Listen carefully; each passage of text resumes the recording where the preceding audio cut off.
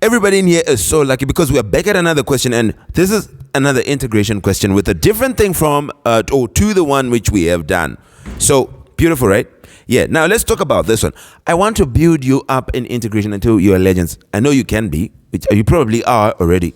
Remember how many methods we have? We have like 7 or 8 methods, right, of integration. Now I want us to talk about the integration methods we do when we have a situation like this, because it says hence find the exact value of the integral of f of x, and it says from 0 to 2. Whenever the question says hence, it means use the answer you got from the last to then go on to the next thing. Okay, so what was the answer we got? Negative 3 over 1 plus x. So we are going to integrate that. So the integral of f of x with respect to x, okay, from 0 to 2 is the integral of negative 3 over 1 plus x, okay, and then plus negative 4x plus 6 all over 4 plus x squared, and this is all with respect to x, and it is from 0 to 2.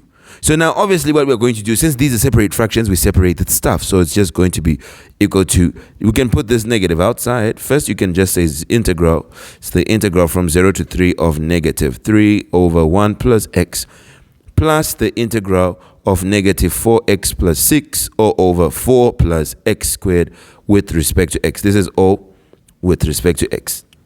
Okay, integral from 0 to 2 of this with respect to x plus this, like something like this. Now let me say this, like this, from 0 to 2. Okay, if we can keep simplifying, we're going to keep simplifying, right? And let's say this is going to be the integral from 0 to 2.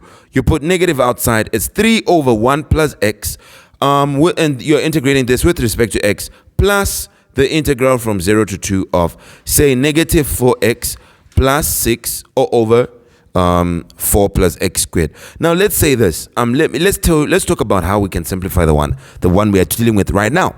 Now the thing of it is, when you always look at the top, is it the derivative of the bottom? When you have something like two things dividing, you always look at the top. Is it the derivative of the bottom right now? And we can see that if I have 4x plus 6, this constant 6 is not the derivative of anything in the denominator.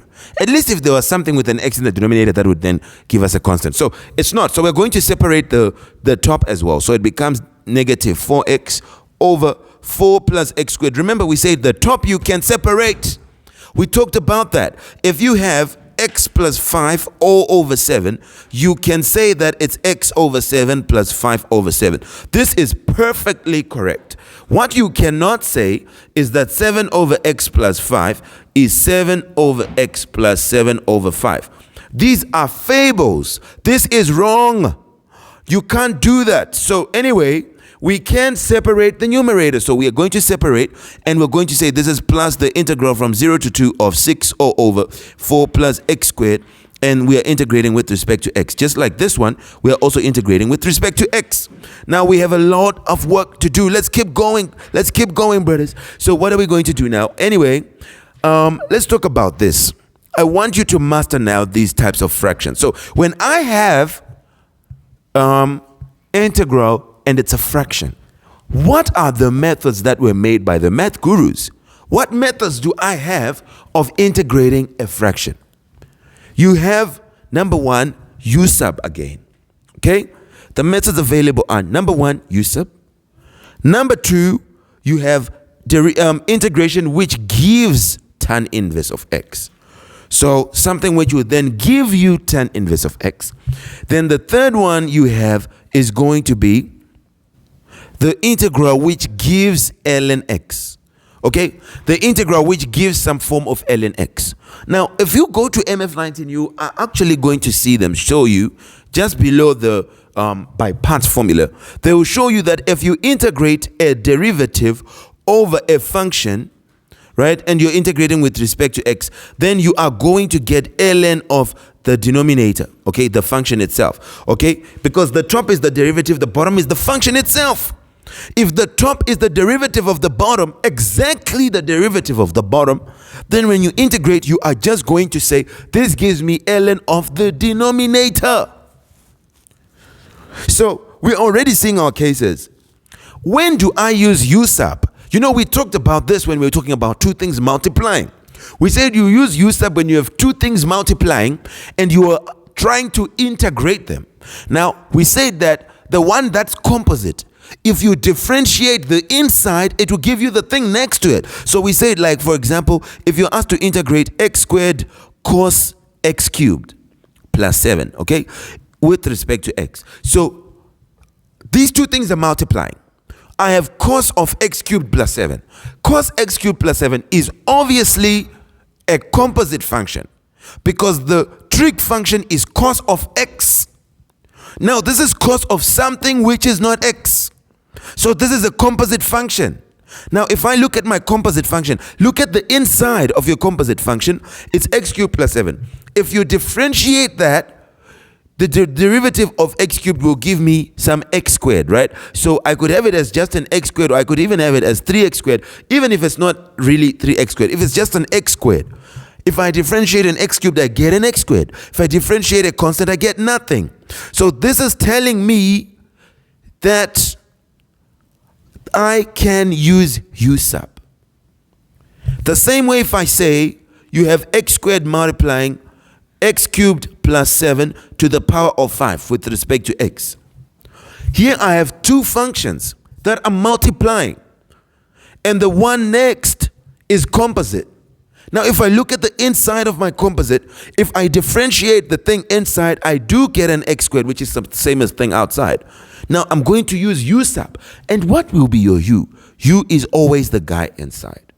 Now, it's the same thing when you're dividing. So you should have the top being some version of the derivative of the bottom. But then another thing is the bottom will be composite. For us to use u sub, the bottom will be composite. But if you differentiate the inside of that composite thing, you get the thing on the top.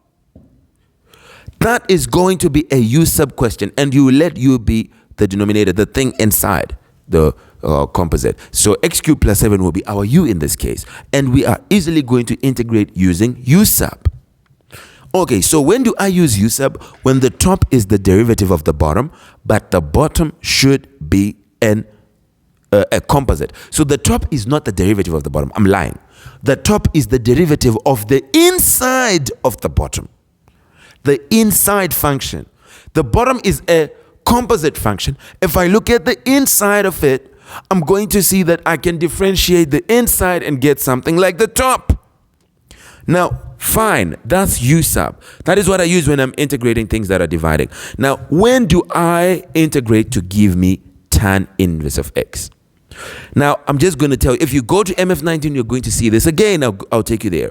Let me first tell you, if you're integrating 1 over 1 plus x, or, okay, with respect to x, or you are integrating 1 over some number plus x squared with respect to x.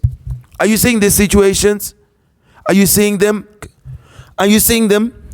It is 1 over 1 plus x squared, or 1 over, here, x squared, 1 over 1 plus x squared, or 1 over some number plus x squared.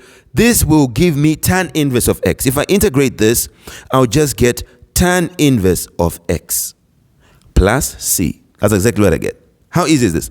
If I integrate this, I'll just get 1 over a, then tan inverse of x over a. Okay? 1 over a, tan inverse of x over a. This a will be some number. And then I say plus c, of course, if I don't have the thing. So can you see this? Can you see this? This is for tan inverse. It will be a 1 on the top, and it will be a 1 plus x squared in the bottom, or an a squared plus x squared some number. That is for tan inverse. What about for ln x?